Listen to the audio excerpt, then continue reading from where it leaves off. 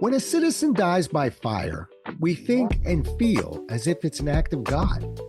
When a firefighter is killed, we think and feel as if it's part of the job and heroic. When someone dies from fire, something went wrong. I've got an author I'd like you to meet who sincerely believes we can all do better at preventing and surviving fire. From the kitchen table to the boardroom table, from the local town hall to the halls of Congress, his book can help. Stick around, because we're going to learn more about his book and his writing process.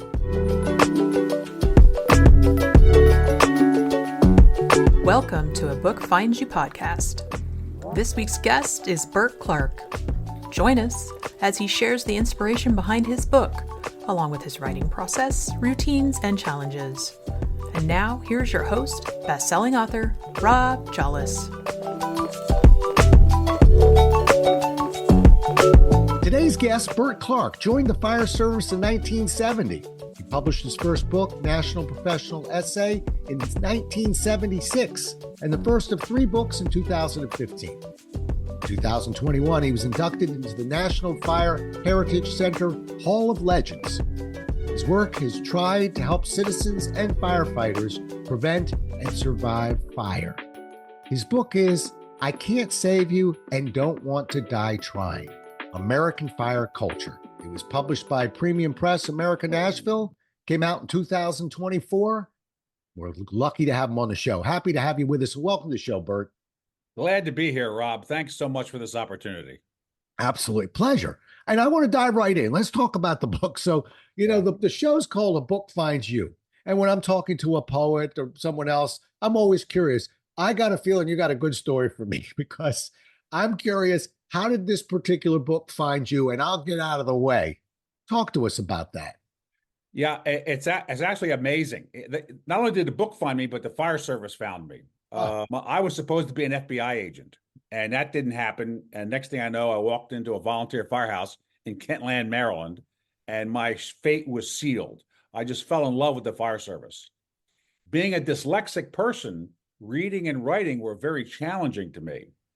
But when I got into the fire service, it was also eye-hand coordination, psychomotor, chopping holes, squirting water, climbing ladders. So I found my home. So once I got in there, I just couldn't get enough. It was just fascinating. And I was in college, still working on my bachelor's degree. And writing was challenging, but I did okay in school. And I had to take a class on how to write the 500-word essay. I was scared to death. I knew this was going to be my Achilles heel. People were going to find out how stupid I was because I'd never passed a spelling test in my life. It was just, this didn't make sense. Anyway, on the first night of class, this professor said, if you don't know the difference between a period and a question mark or how to spell cat, I don't care. That's editing. I am going to teach you how to write. And in 60 seconds, that guy took away every failed spelling test and every trauma related to writing and my dyslexia. He just wiped it away. And by the end of that class in 1976, I published my first article in a national magazine that went all over, 1976, you mentioned it, and I was hooked. I had never believed that writing could communicate such a powerful thing. And I never stopped. It's what gave me the courage to go on to get a master's degree and finally to get my doctorate. So if you look at my writing, it's never more than a series of 500-word essays. Tell them what you're going to tell them and then tell them what you told them. Right. And so that's what, not only the book, but writing itself found me. Yeah. All right, let me jump in for a second, Burt. Go ahead. Because it's really inspirational. We're going to shift to the book in a second, but I love the fact that you're getting into sort of the beginning, how you got into writing. I'm going to tell you a story back to you that I don't believe I've ever told, certainly not on the air. And that is, much like you, I really wasn't much of a writer. And in fact, I worked for a company, I was a trainer. And there were only 7 of us. The contract ended, and I kept telling people, I'm not a writer, I'm your trainer. And they went, "Ooh, you are a good trainer." Well, the contract ended. They had to get rid of 1 person. They got rid of me, and I went, "Well, what happened?" "Well, you're not a writer." And so I graduated from the University of Maryland, but I went and took a writing class from Montgomery College, bound and determined to become, to kind of clear that hurdle, not be afraid of it. And I want people to hear the story you're hearing from Burt and Rob right now, because people think, well, nobody tapped me on the shoulder. We all have our unique voice. That's what you found. That's what that great teacher found. A teacher did similar to me, and I wasn't afraid of syntax and grammar. I realized I had my own power, and that was I could tell a story. We'll find somebody to get the grammar, right? But I can tell a story in my voice, and people liked hearing it. And I was a trainer too. I was a successful trainer at the YMCA, where I taught swimming, lifeguards, and of all things, judo. Right. The words were Japanese, so I could do, but I didn't.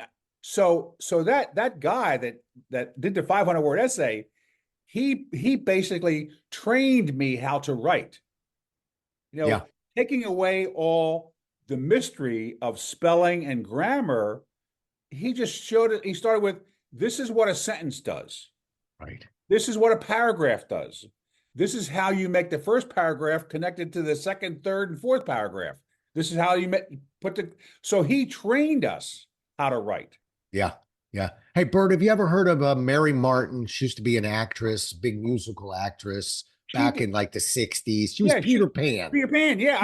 When I was a kid, I watched her be Peter Pan on TV. Yeah. Right. I had Mary Martin's sister as my English teacher in high school. But I'll tell you what she taught me really also helped me. I remember just agonizing over this topic sentence, this big topic sentence. How do we write the topic sentence?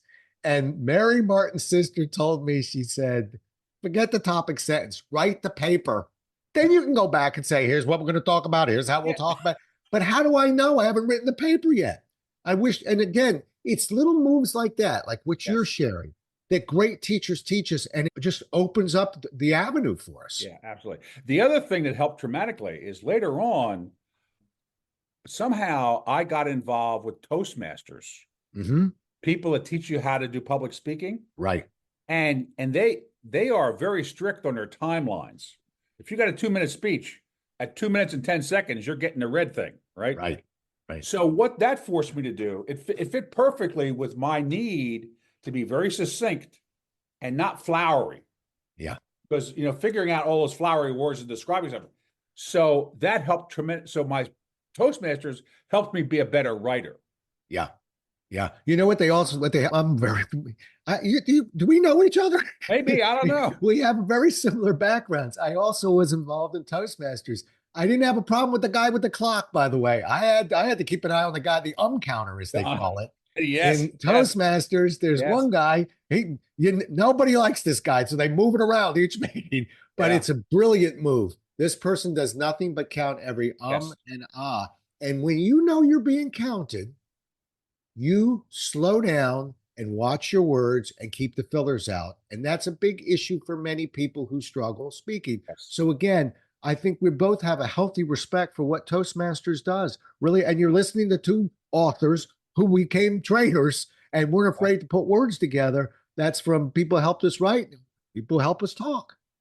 And it all goes back to not being afraid of getting that feedback. Yeah. And taking that fear of failure away.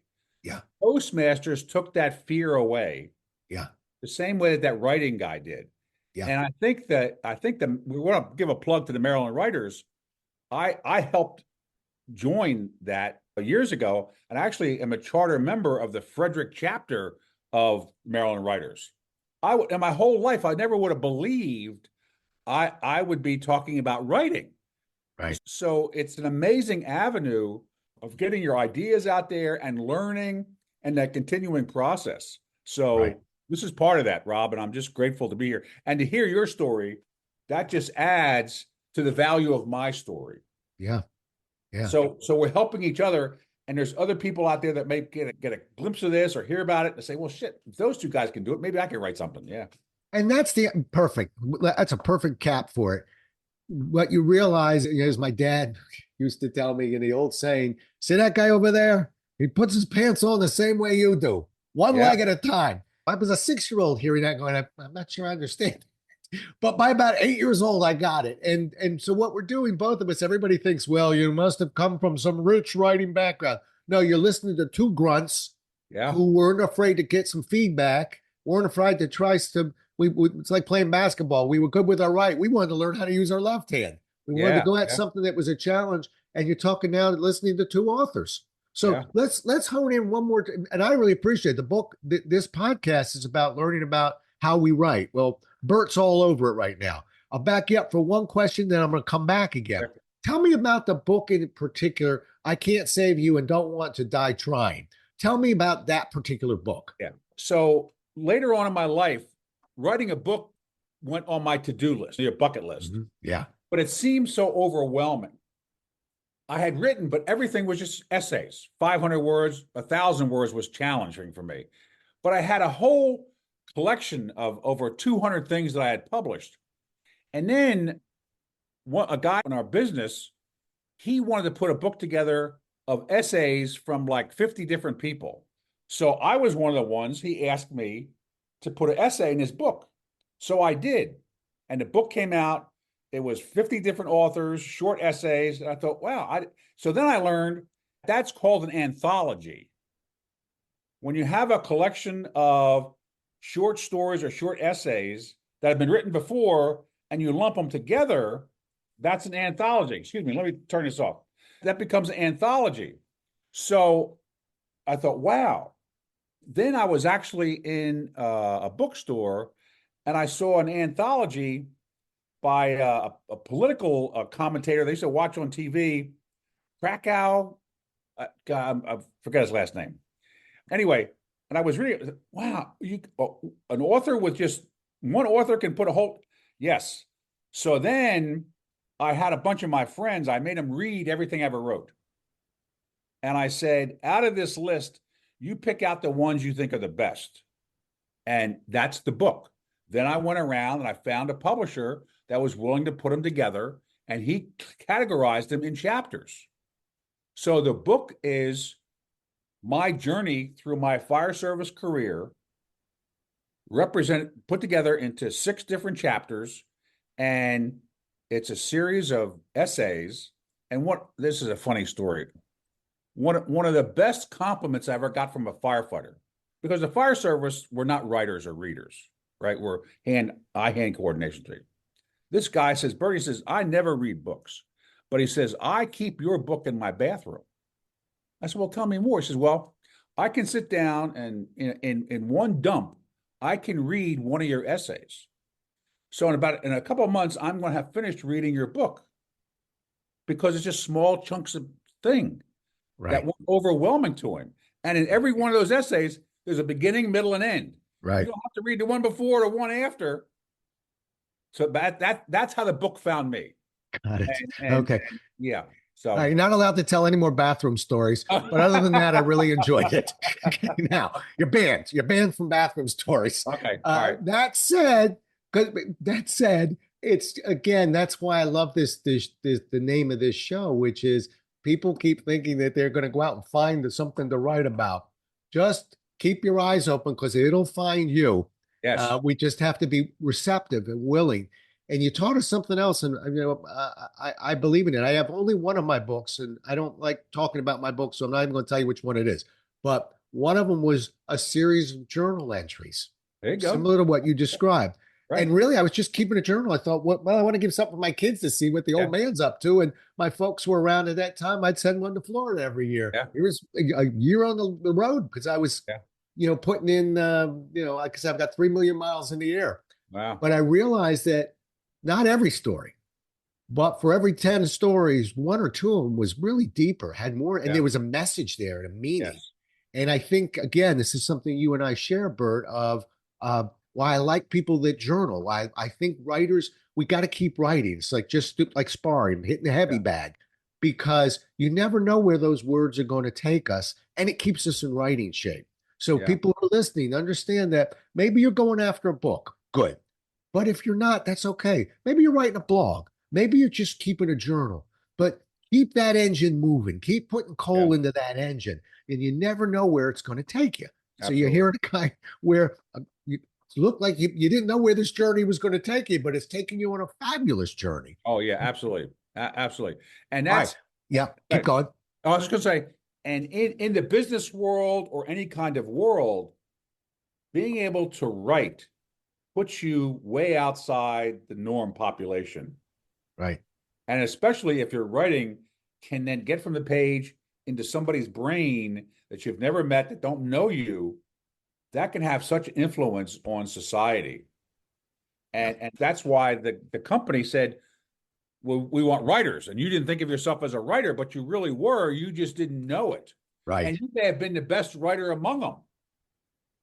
It's true, Burt. You're absolutely right. I learned another lesson there, which is we don't have to advertise what we perceive as our weaknesses. It's not, you're not doing anybody any favors. And if you really believe it's a weakness, you add it to the bucket list. I mean, that's what a bucket list is. It's things that I really should want to do that I'm not doing right now. Yeah. Those become some of the most rich experiences that we have, you know. Or find ways or institutions around that weakness. Yeah. That's what I find. You know, I only got so much psychic energy. So, you know, for example, when I'm sent to the store, if I got to get more than 3 things, you better write me a list. Right. And even write myself a list if I got to get more than 3 things. So people have been trained to do that. And people know, the first time I write something and send it to you, it's going to have spelling errors in it, even though I try to fix them. That's why I love editors. I mean, they make me sound a lot smarter than I really am, just the way they use a proper word, or I just stumble on something. And I have to be gentle on myself, because as a dyslexic, and I'll give this as an example, I never read a birthday card out loud when I get it, because I know I will stumble over some of those words. So I open it up, look at it, and then pass it around. Yeah. Right. Yeah. And so instead of embarrassing myself, because it's just that the way my brain works, I get a lot of my understanding of context from the material around it. If you were to give me a list of just individual words, I'd probably stumble over most of those words because my phonics are terrible. And I can't go back and fix my phonics. Right. I need to find ways to overcome that challenge. Yeah. Okay. Let me jump in, Burt, because I think you hit on probably, if I had to stack rank the lessons that you could learn as a writer, you're on the number 1 lesson.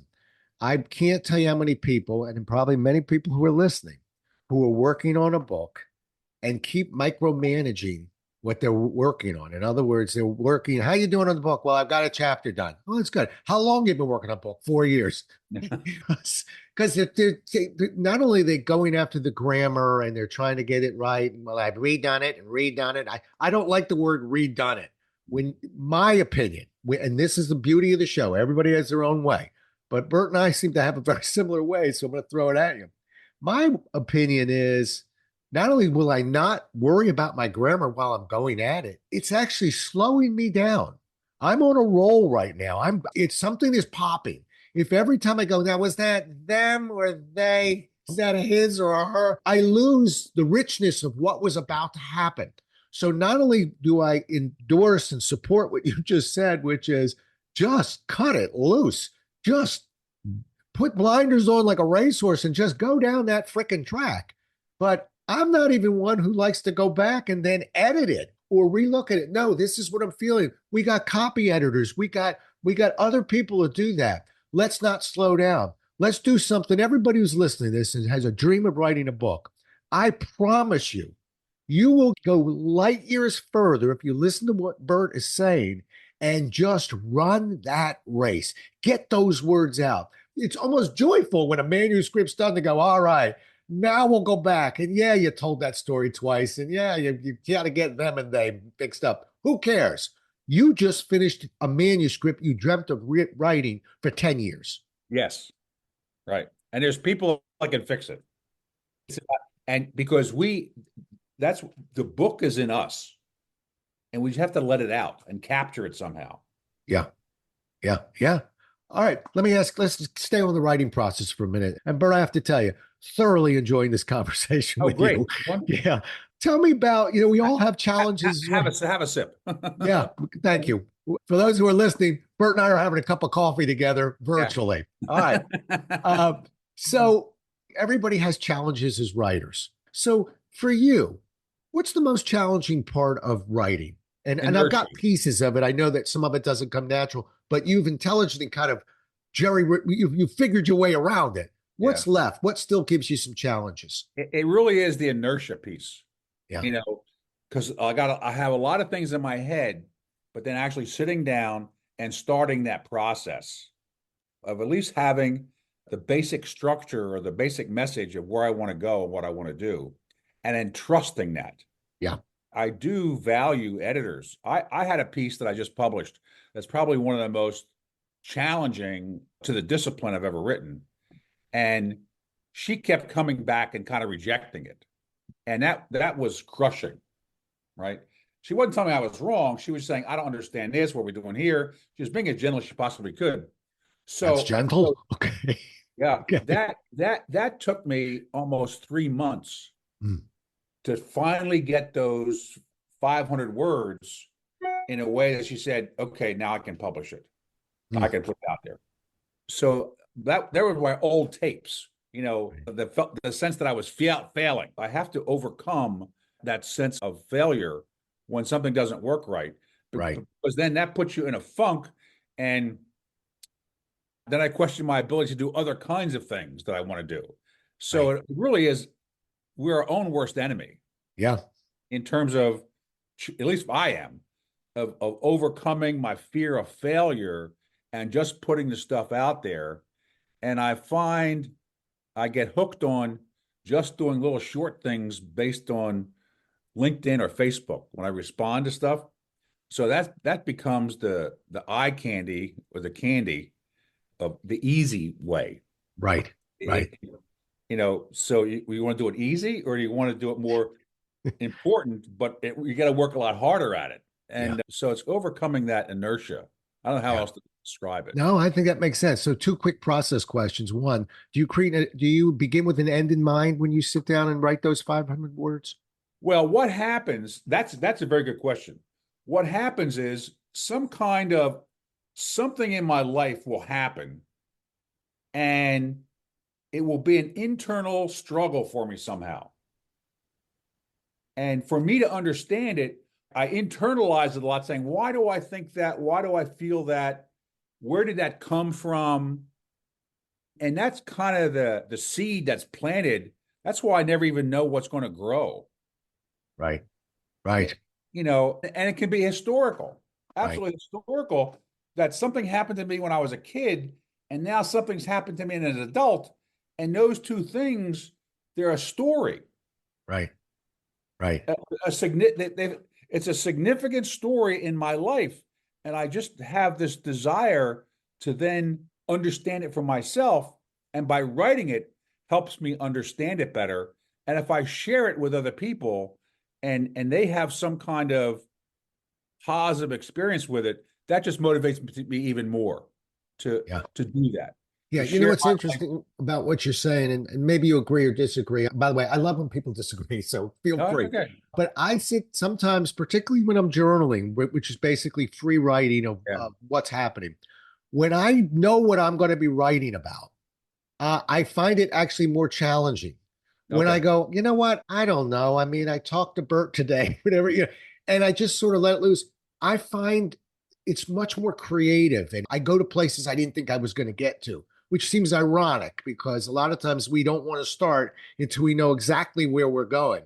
When in reality, at least for me, if we just allow ourselves to start working our way down the hill, it begins to gather momentum and we find some really creative pieces that weren't there. And that's the joy of writing. That's for me. Yeah. And I think almost every writer has a different voice in them Yeah. that is that tipping point. Yeah. Yeah.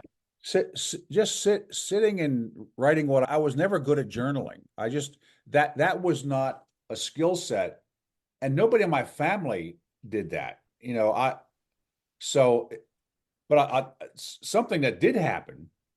I think I also sent you a copy of the poetry book that Right.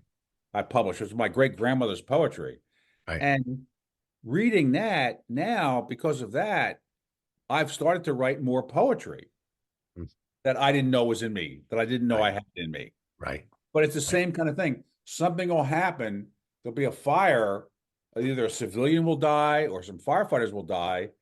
And I understand it technically what the challenge is, that it shouldn't have happened. But then I try to put it into prose because that's a whole nother way of using words to express what's going on inside me. Yeah. To share that with folks. Yeah. So and that's only happened within the past couple of years. And so. Well, we're coming down the home stretch now. So just a couple thoughts. First of all, I was going to ask you how your writing process has evolved, but I think you're sort of explaining that right now, just in terms of the poetry and the, where that book, you were a fireman, you were in that industry. So that book, landed on your shoulders. I mean, but here, when you go into poetry, that's a perfect example of a writer who's trusting his voice now. Yeah. And saying, got inspiration from over here. Yeah. I'm going to take that journey. So for people who are listening, it's kind of exciting sometimes. Oh, it is. Let yourself evolve. Oh, absolutely. And it usually has something to do with some significant emotional event. And just almost 2 years ago now, my wife died. So that was a whole new experience that I never had before. I've talked about it somewhat. I haven't written about it, but I know there's writing in me about it because I've got this picture of me and my wife and our 6 kids and 8 grandchildren and 14, 14 grandchildren and 8 great grandchildren. Wow. And then I also have a picture of when I was the great grandchild. In a picture when I'm the great grandchild. Wow. So I've got these 2 pictures, so there's a story there. Right. There is a powerful, powerful story there that is in me. And, I've got to get out because it's not out yet, but I mean, I can see it. It's finding you, Burt. That's the name of the game, right? It's finding you. A book is finding you. It is finding me. And I'd love to talk to you more about that at our next, face-to-face book meeting. And you can kick me in the butt because I want to tell you the story and see your reaction to it. And that could help me get over my inertia. All right. We'll save that for a cup of coffee. Last question for you. And I think you've done this. You've dripped it on the entire podcast, but just crystallize one piece of advice you'd give to an aspiring writer who's listening, thinking, maybe I can do this. Maybe I can do this. If you have an idea, write it down and then send it off to somebody to be published. To me, there is nothing more motivating than a byline when your idea goes out into the ether world. I'm talking about Facebook or LinkedIn. I'm talking about, even if it's a digital thing, but some professional journal or a prose kind of thing, or what, to me, that's what broke the dam. To know that my idea could influence and help somebody else. That was the greatest aphrodisiac and addiction I could possibly get in terms of my writing. And that's what keeps me doing it. Good. Perfect. And if I could just put a cherry on the top of it, when you talk to most writers and you're listening to 2 of them, they'll tell you that the dream is it's a wonderful dream and the reality is better than the dream. Oh, yes. I wish people would know that. So go get it, everybody. Again, it's one foot in front of the other. That's all we got to do. Burt, how do people get a hold of you? DrBurtClark. So it's Dr. Burt Clark, no number, no dots, @gmail.com. Perfect. Well, I really appreciate having you on the show. Thoroughly enjoyed the conversation. It's rare in the middle of the podcast they tell somebody I'm really enjoying this, but I really enjoyed the conversation, getting to know you. And that's an inspiring story. And anyway, just grateful to have had the time with you. Thanks for being on. Rob, I'm so grateful. Thank you very much. I look forward to our next coffee. You bet.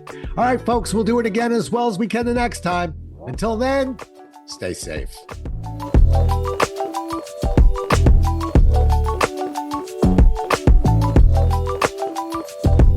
Thank you for listening. If you enjoyed today's guest author, we'd love you to rate, review, and share this episode with others. If you'd like more information on today's guest or the Maryland Writers Association, please visit our website at marylandwriters.org. You can also find out about the history of the Maryland Writers Association by listening to our first podcast, Episode 0.